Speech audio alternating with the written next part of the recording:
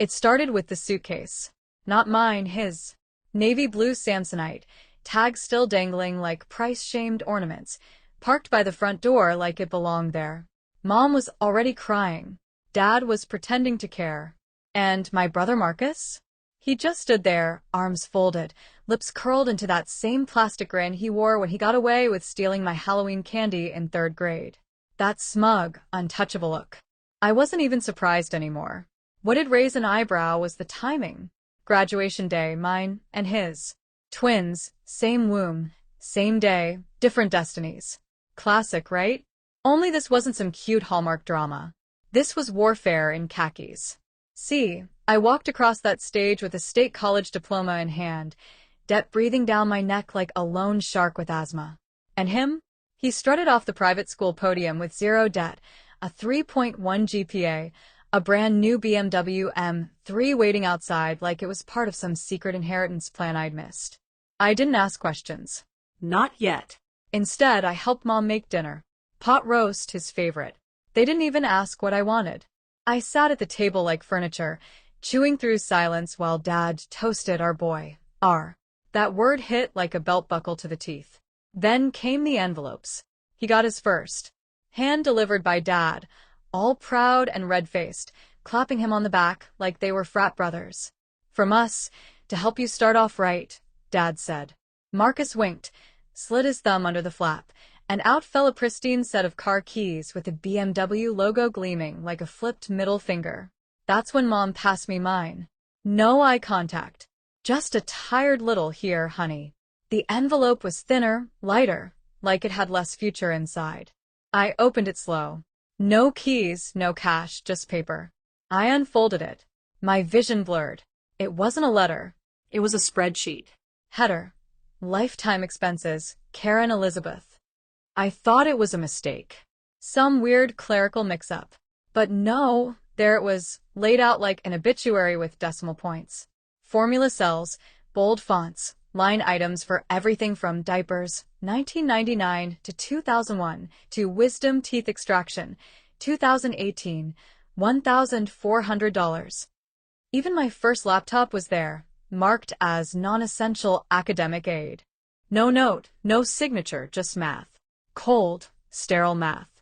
And at the bottom, a final line in all caps. Total cost to raise you, $184,972.34. Return on investment, TBD.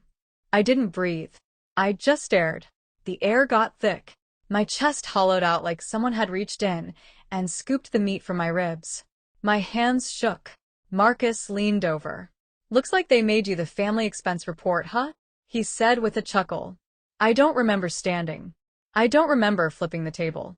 I just remember the sound of china shattering, Dad shouting, Mom screaming, and Marcus's smug grin finally cracking as I slammed the spreadsheet into the mashed potatoes like it was the receipt for their humanity. And then I walked out. No bags. No speech. No goodbyes. But I knew I'd just made the biggest investment mistake of their lives. And I was about to make sure they never forgot it. I didn't sleep that night. I didn't even go home. I drove. No music. No GPS.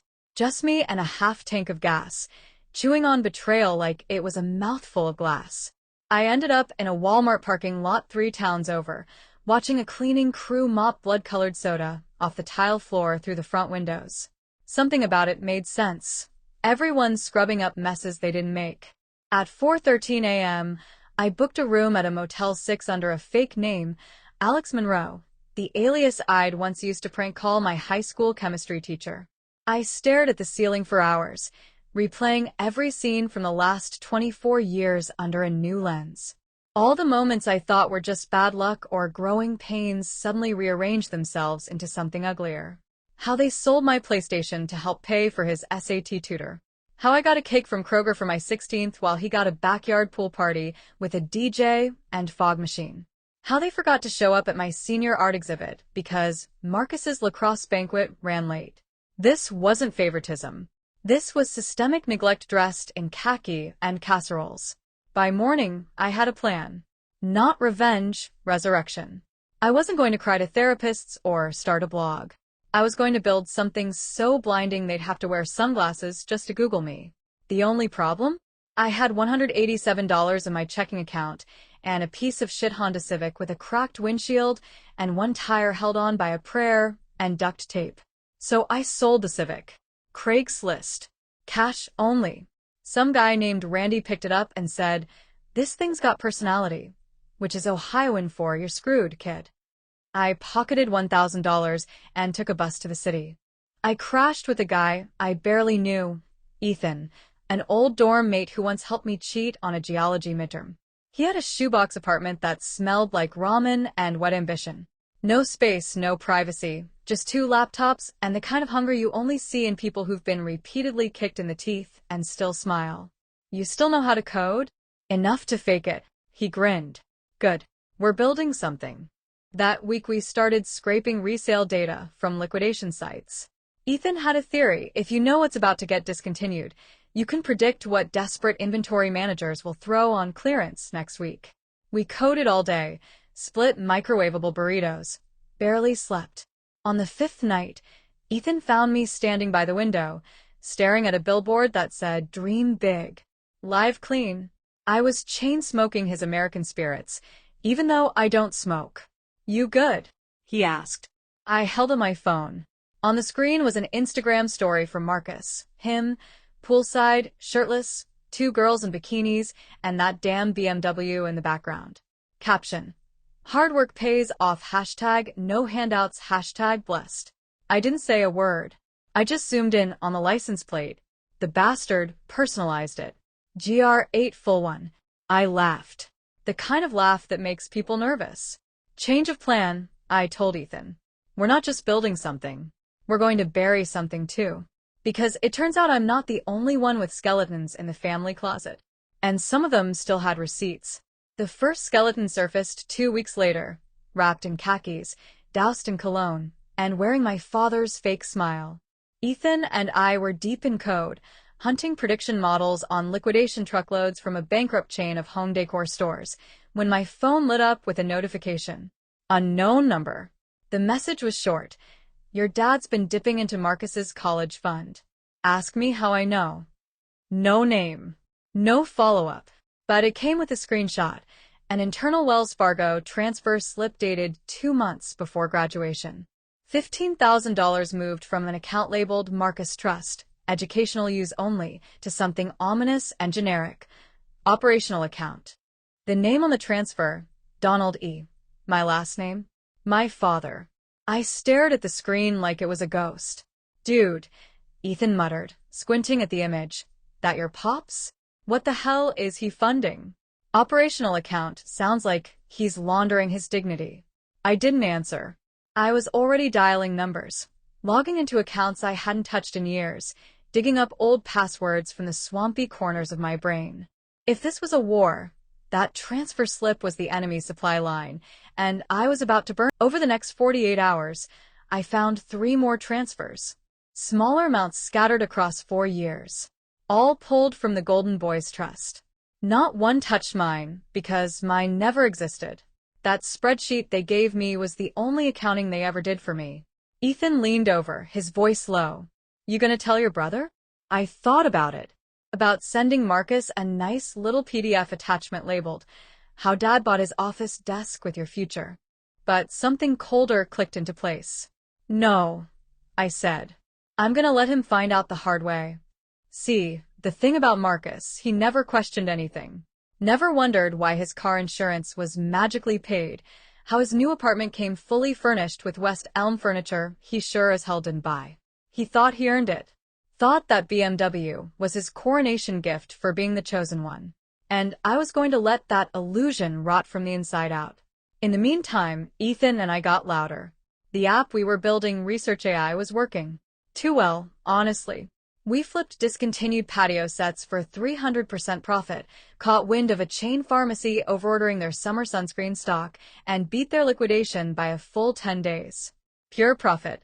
First week, $640. Second, $1,925. Third, $4,812. By week 4, Ethan looked at me across the room and said, We need an LLC and a logo. I smiled. And a revenge fund. Things were moving fast. Too fast. Which is why it felt like a slap in the mouth when I checked my email that night and saw a message from Mom. Subject line: "Can we talk?" No, dear. No warmth. Just a block of text so cold it could have been written by a bank. "Karen, your father and I are concerned about the way you left.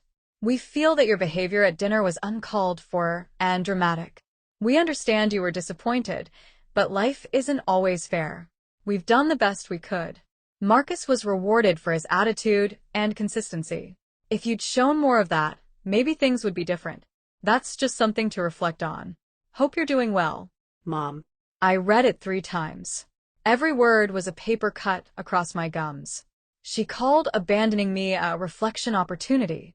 She turned 24 years of passive-aggressive neglect into a teachable moment. I drafted a reply. Ever calculate how much it'll cost you when your favorite son finds out the BMW was bought with his future? I didn't hit send. I just let it sit in drafts, waiting, because I wasn't done digging yet. And I had a feeling the real rot was buried deeper than bank statements. The rot was deeper and moldier, and somehow signed in my name. I found it 3 days later, tucked between 2 PDF statements from my parents' joint account, both of which they stupidly shared access to back when I was helping Dad set up his online tax portal during lockdown. He was too lazy to figure out 2-factor authentication, so he gave me the keys to the kingdom and forgot I had them. Big mistake. Buried under Statements 2021 was a file titled Loan App, Cosign Final, PDF. I opened it. At first, I didn't get it. Then my name jumped out of the text like a flaming middle finger. Secondary borrower. Karen Elizabeth, last name. They had used my credit to co-sign a private student loan. $22,000. Origination date: December 15th, 2020. I was still in college then. Broke. Working a midnight shift at a gas station, eating ramen and baby carrots for dinner. They were using my social to bankroll Marcus's last semester at a private university with valet parking and espresso machines in the library. I felt sick, but not surprised. They didn't even ask. They just did it, probably told themselves it was for the greater good, or just a technicality, or some other psychotic parenting justification. And the worst part? Payments were overdue. 4 months behind. I checked my credit score. It had dropped 87 points since May. I didn't scream. I didn't throw my phone. I just sat there on Ethan's floor, trembling in a hoodie that smelled like sour coffee and startup desperation, staring at the smoking crater that used to be my financial future. Then I got up and got dressed. "We're going to visit an old friend," I told Ethan. He blinked. "Who?" "Mr. GR8FUL1 himself." Marcus was living in a mid-rise downtown. Rent paid by his savings, which I now knew translated to Dad's emergency stash and my destroyed credit history. We buzzed up to his floor, and I told Ethan to wait in the hallway. The door opened fast. Marcus stood there, shirtless, holding a protein shake, and wearing the kind of look people get when they're used to being adored. "Wow," he said, grinning. "The prodigal Spreadsheet returns." I pushed past him. "Hey, whoa. You can't just. You owe me 22 grand, I snapped, slamming the loan printout on his granite countertop. "And a damn apology." He blinked, laughed, then looked at the paper. I watched the grin die in real time. What is this?" "It's your tuition," I said calmly. "Courtesy of my name, my credit score, and my future apartment applications, which will now be denied because you were too busy doing keg stands and Instagram flexes to know how loans work." I didn't know," he stammered. "I thought Dad." "Exactly. You didn't know. That's your whole personality, Marcus. Golden retriever with abs. You never have to know. You just show up, smile, and everything magically happens." He looked like he might cry. "Good." I leaned in close. "Let me make this real simple," I whispered. "You've got 2 weeks. Either you pay off every cent of that loan, or I forward the entire loan history, the trust fund transfers, and a few screenshots of your BMW's VIN to that cute little finance blogger you're dating." He paled. "How do you?" "I know everything, Marcus. And I'm just getting started." I left before he could say another word. Ethan was waiting by the elevator. How'd it go? I smirked. He finally read something that wasn't a gym contract. We went home and kept building, because now the app wasn't just a project. It was ammo. The next body to float to the surface wore a pearl necklace and righteous fury. Grandma. Not mine, theirs. My parents' secret weapon, their holy martyr, the sweet old lady they paraded around church potlucks like a prized goat. The woman who once told me with a straight face that girls who ask for help become women who expect handouts. She never liked me, not really. Said I had a sour energy, whatever that means. But she loved Marcus. Bought him bonds, a Rolex from Grandpa's death drawer, and whispered prayers like he was a Kennedy running for office. So imagine my shock when she showed up at Ethan's apartment with a cake. No warning, no text, just her in a lavender sweater and orthopedic shoes, holding a Pillsbury vanilla sheet cake with "We Need to Talk" written in red frosting. Ethan opened the door and froze. It's for you," he muttered, stepping aside. She walked in like she paid rent, set the cake on the table, and looked me dead in the eye. "I got a call," she said, "from your brother. He's in tears." I almost smiled. Didn't know he was capable. She didn't laugh. "He told me you're threatening the family." "No," I said. "I'm threatening the lie you all wrapped in a trust fund and told me was love." Her eyes narrowed, reptilian and sharp. That BMW was a gift. He worked part-time at a smoothie place and failed calculus twice. Her lips twitched. "I didn't come to fight," she said finally. "I came to ask." I stood still. I didn't speak for a solid 10 seconds. Then I stepped over to the fridge, pulled open the top drawer, and handed her a folder I'd prepared weeks ago. Inside, copies of the forged loan, the bank transfers, and a list of every financial asset I knew my parent held, including her name on 2 of them.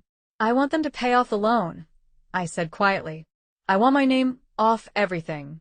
I want to stop bleeding for a family that would rather draft balance sheets than say, 'I'm proud of you.'"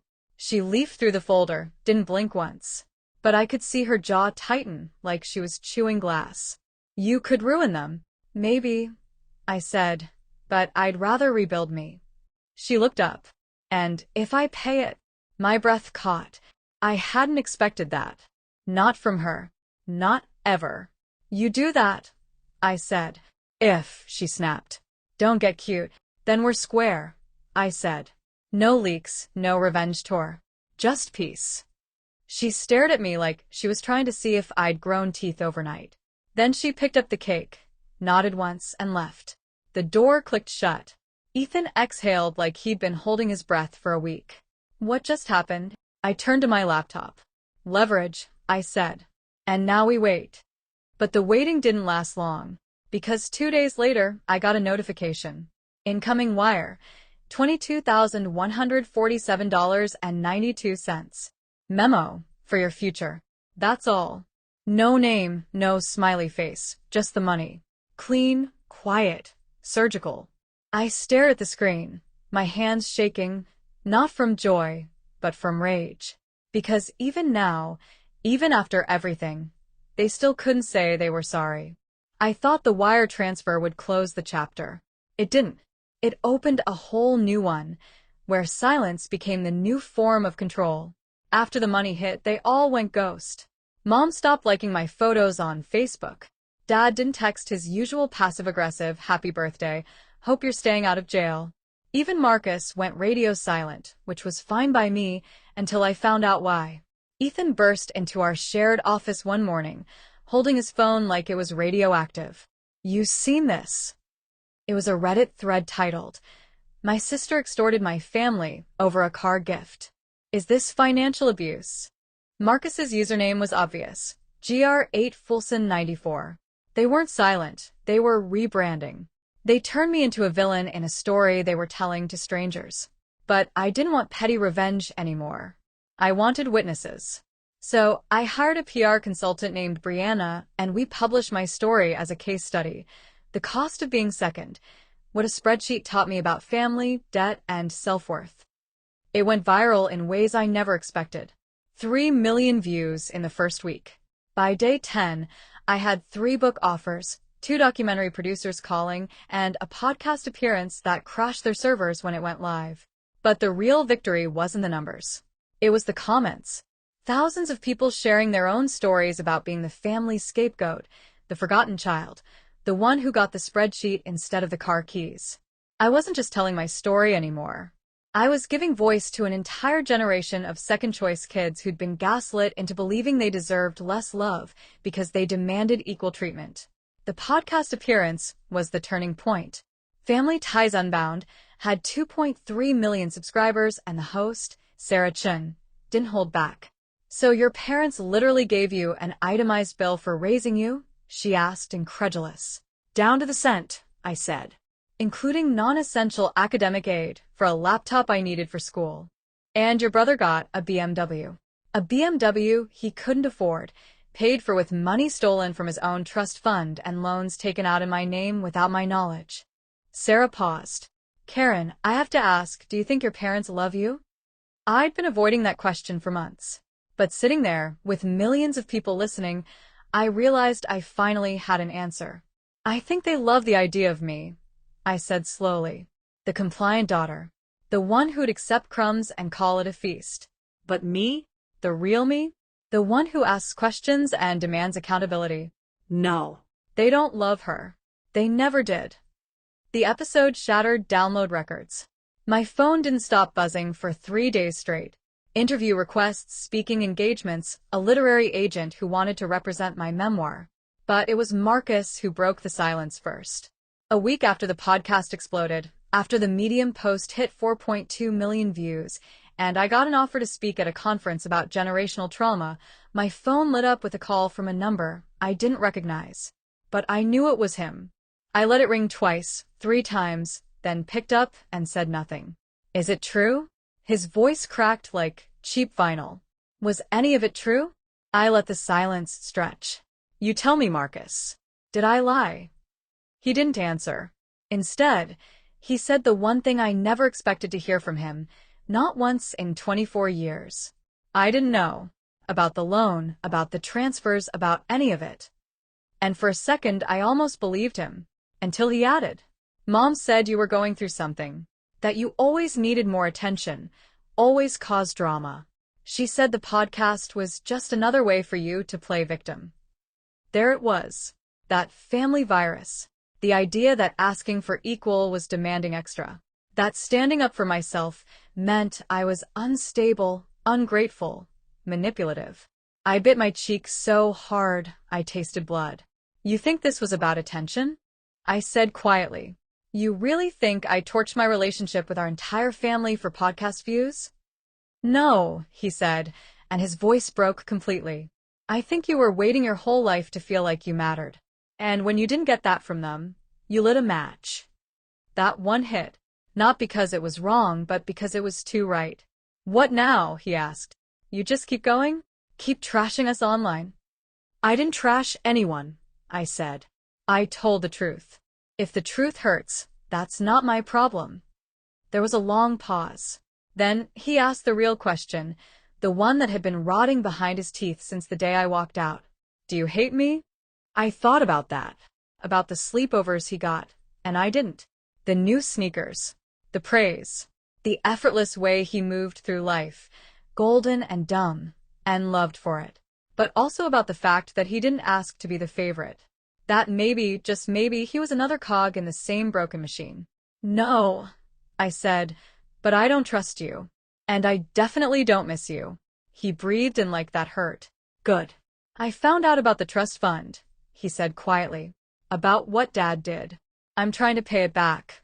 But GR8FUL1 doesn't cover rent when you're working retail." I finished. "How did you?" "Instagram stories aren't private, Marcus." I saw the TJ Maxx uniform, the studio apartment, the BMW parked outside a building that clearly has a no luxury vehicles parking policy. Silence. "I never asked for any of it," he said finally. "No," I agreed. "But you never questioned it either. Never wondered why everything was so easy for you while I was working double shifts just to afford textbooks." I should have. I should have seen it. For the first time in our conversation, I believed him. But it was too late for should-haves. Yeah, I said. You should have. Then I ended the call. Ethan looked up from his laptop across the room. Was that him? Yeah. What did he want? I shrugged. Validation. Closure. A hug. Who knows? Did you give him anything? Yeah, I said, turning back to my screen. The same thing they gave me for graduation. He blinked. A spreadsheet. I grinned. Something less useful. A reminder. It all came full circle the night I got the email from Dad. Subject line. Final thoughts. No, dear Karen. No name. Just a wall of words trying to pass as closure. Karen, we read everything. Your article, the comments, even the podcast. We see now how you've chosen to frame your life. One-sided, cruel, and dishonest. We raised you, fed you, gave you shelter. You call that neglect. You've humiliated this family. And for what? Validation from strangers who don't know the real story. We won't be reaching out again. You've made your choice. We hope you find peace in it. Dad. There was no attachment, no apology, not even a line about how they meant well. Just a slow, sterile assassination of accountability disguised as dignity. I stared at it for a long time. Then I clicked archive. Didn't reply. Didn't forward it. Didn't screenshot it for Twitter because I didn't need it anymore. By then, Research AI had landed its first major partnership, an e-commerce data firm that offered us a 7-figure acquisition deal with a handshake and a bottle of champagne Ethan couldn't pronounce. I was living in a penthouse loft downtown with floor-to-ceiling windows and a view of the city that used to intimidate me. Now, it looked like possibility. I had a business, a name, a life I had built from the ashes they left me in. I wasn't rich. Not yet, but I was untouchable. And more importantly, I was visible. The world knew my story now, and they knew theirs too. The kicker? Marcus slid into my DMs last week. Not a call this time, just a text. He's working some sales job now, struggling to afford repairs on the BMW that's more liability than luxury at this point. Apparently, GR8FUL1 doesn't cover oil changes or the psychological weight of driving a car paid for with stolen money. Hey. I know you probably won't read this, but I wanted to say I'm sorry. For all of it. I found out about more stuff. Bad stuff. I'm trying to make it right, but I don't know how. Would you want to get lunch sometime? Just to talk. I read it 3 times, then left him on read. I don't hate him. I just don't need him. I don't need any of them. I've learned something these past 2 years. Some families measure love in dinner plates and birthday cards. Mine measured it in ledgers and loans. When the numbers didn't add up, they chose to bill me for the balance instead of admit they came up short. But I paid them back. Not with money, not with venom. With success they'll never be able to afford. With a story that reached millions of people who needed to hear it. With proof that you can survive being the family disappointment and still build something beautiful. Last night, I got an email from a girl named Ashley in Oregon. She's 19, just graduated high school, and her parents gave her a bill for $30,000 worth of expenses, while her younger brother got a full ride to college and a brand new truck. I read your story, she wrote, and for the first time, I don't feel crazy. I don't feel like I'm asking for too much. I'm moving out next week, and I'm going to build something too. Thank you for showing me it's possible. That's when I knew I'd won. Not because I destroyed them, but because I'd built something bigger than their neglect. Something that mattered. And I sleep just fine now. Like a queen, actually. While somewhere out there, in a house that used to hold all my childhood dreams, a certain spreadsheet quietly collects dust in a drawer full of regrets they'll never dare open again. Because the truth has a funny way of compounding interest. And after 24 years of being in debt to people who never loved me enough to invest in my happiness, I'm finally completely paid in full.